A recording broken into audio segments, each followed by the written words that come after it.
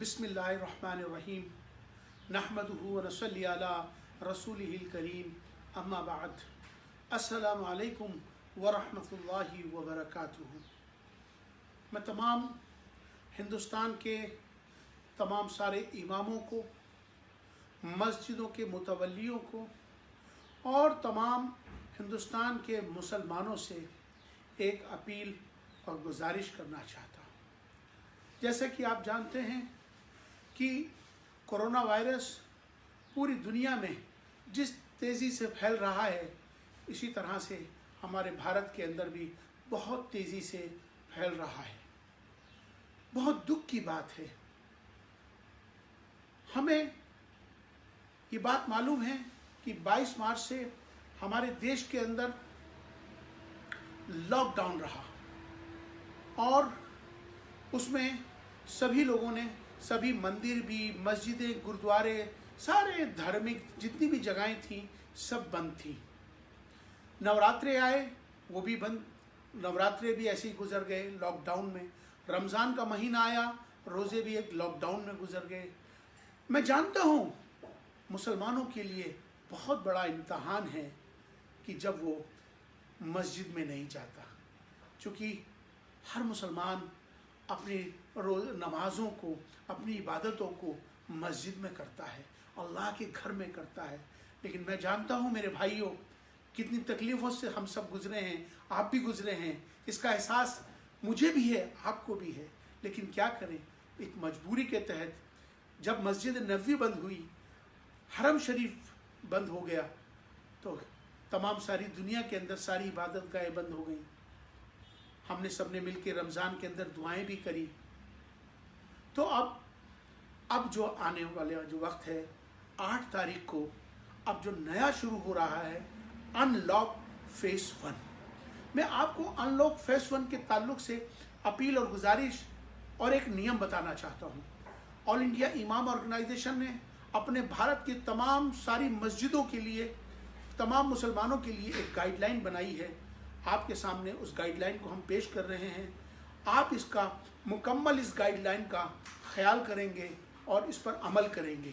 जैसे कि आपने पहले भी जो भारत सरकार की गाइडलाइंस थी उनको फॉलो किया, इसी तरह से आज हम जो आपको अपनी मस्जिदों के ताल्लुक से जो गाइडलाइन दे रहे हैं, आप उसे ज़रूर फॉलो करेंगे। हमने 8 तारीख को अनलॉक का फेज़ 1 शुरू हो गया है आज से, और 8 तारीख को मस्जिदें खुल जाएंगी। ये बहुत खुशी की बात है, ये बहुत अच्छी बात है। लेकिन अब हमारी जिम्मेदारी बढ़ चुकी है। हमें अपनी जिम्मेदारी को निभाने के लिए मैं तमाम इमामों से, मस्जिदों के मुतवल्लियों को ये बताना चाहता हूँ कि मस्जिदें तो खुल गई, बहुत अच्छी बात है, लेकिन हमें उसका नियम और उसकी गाइडलाइंस को फॉलो करना होगा। क्योंकि अब लोग जो मस्जिदों के अंदर नमाज के लिए आएंगे, हमें अगर एक मस्जिद के अंदर 100 लोगों की कैपेसिटी है तो हमें सोशल डिस्टेंसिंग का ख्याल करना पड़ेगा। सोशल डिस्टेंसिंग के मायने हमें अब डिस्टेंस को, हमें दूरी बना के रखना होगा। मिसाल के तौर पर हमारी जहाँ पर हम नमाज के लिए खड़े होंगे तो वहाँ कम से कम इतनी दूरी हो कि हमारे से इतना कि एक नमाजी उधर, एक नमाजी इधर, इस तरह से रहेगा। हमें डिस्टेंस के साथ नमाज होगी मस्जिद के अंदर।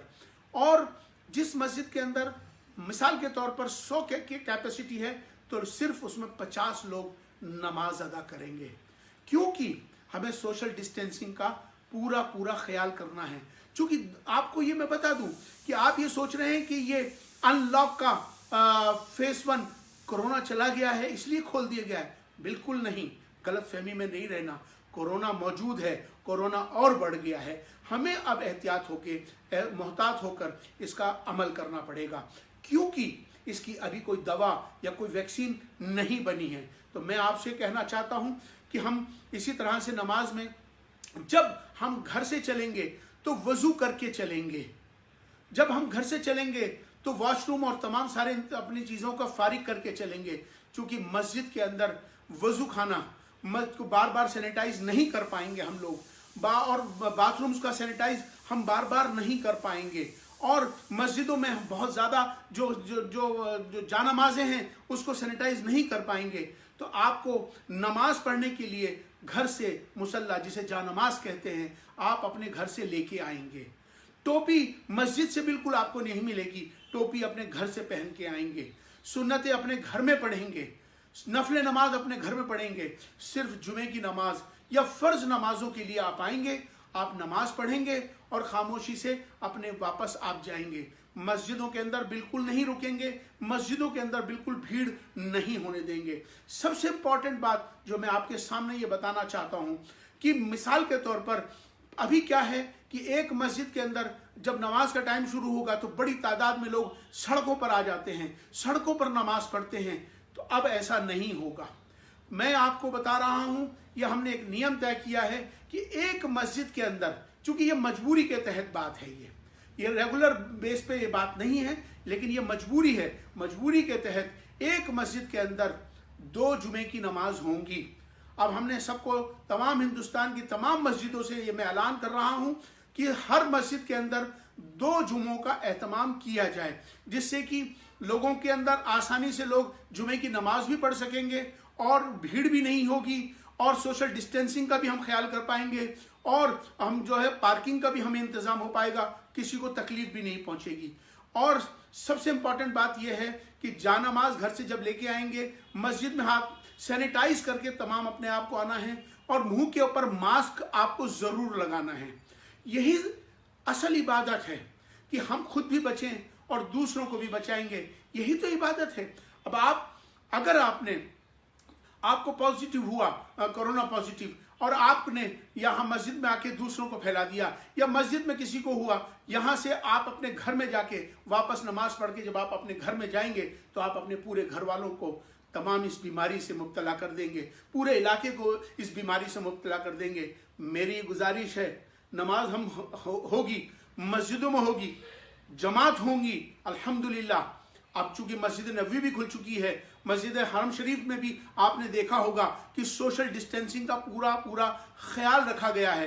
तो हम भी हर मस्जिद में सोशल डिस्टेंसिंग का ख्याल करेंगे। सरकार अपना काम करती है, सरकार की जिम्मेदारी है, लेकिन हमारी भी अपनी कोई जिम्मेदारी है, हम भी अपनी जिम्मेदारी को निभाएंगे, और हम अपने आप को बचाएंगे, अपने इलाकों को बचाएंगे, अपने भारत को बचाएंगे, हर भारतवासी को हम बचाएंगे, और हम सब मिलकर दुआएं करेंगे। यही हमारा पैगाम है।